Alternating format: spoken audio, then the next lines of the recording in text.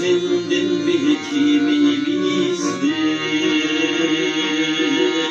Sizin bir üç var dilimizde.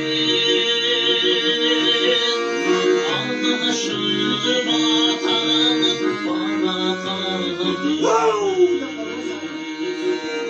Arzılışı anam kaptan sürüzdü.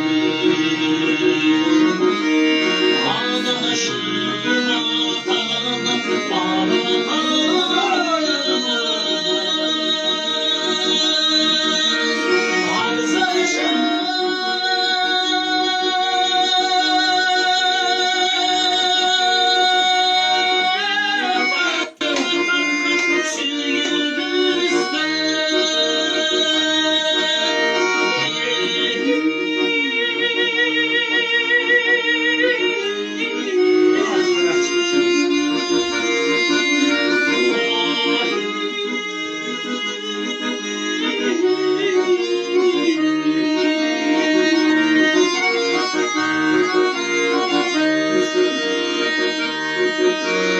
hayran geçsin kanlar soluma gidi. Sizindir bir sütü vura dedi. Sağlık saman gelsin samarına. Sağmalıkımız sınavıydı. Sağlık saman gelsin samarına.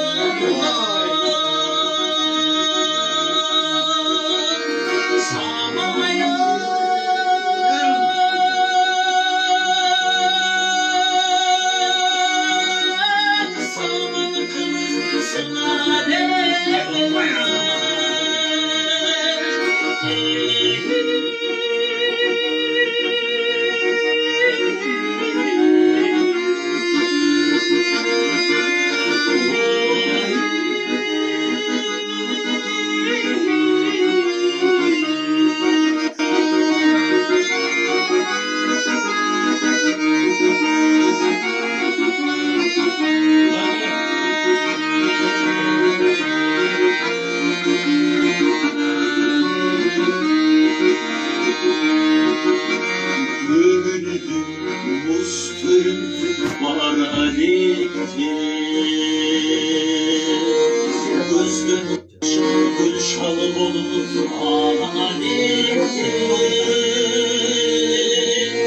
Şanının suyu sesindir ki Hamını tatır kurban kana dikti. Şanının suyu sizin de